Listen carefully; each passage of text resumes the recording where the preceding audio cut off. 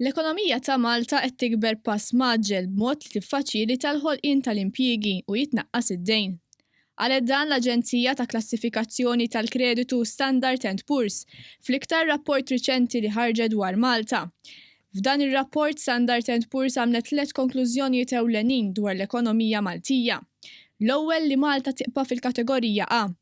Fit-tieni konklużjoni jingħad li l-ħarsa għal-ġejjieni hija waħda pożittiva. U t-tielet Standard & Poor's tgħid li saħansitra tista' tejjeb ir-rating ta' Malta li bħalissa qiegħed A-.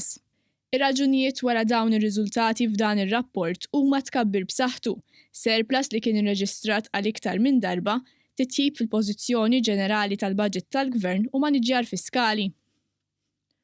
Aktar minn hekk Standard & Poor's tikkonferma wkoll li tkabbir riċenti wasal permezz tat-turiżmu u mis-settur tal-gaming fost oħrajn.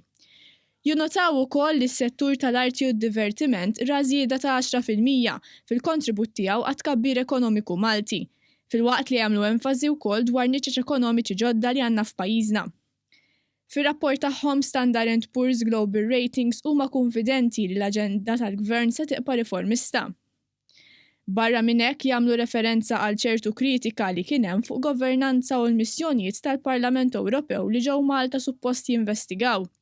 Iżda wara li analizzaw dan kollu l-esperti ta' Standard & Poor's żammew lil Malta fl-aqwa kategorija. Min-naħa tiegħu il-Ministeru tal-Finanzi wera s-sodisfazzjon tiegħu għal dan ir-rapport.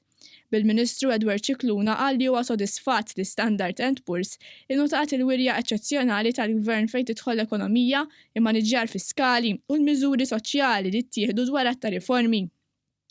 Il-Ministru tal-Finanzi temm jgħid li l-Gvern se jkompli b'dan is-suċċess li qabad fil-waqt li jimplementa l-programm elettorali.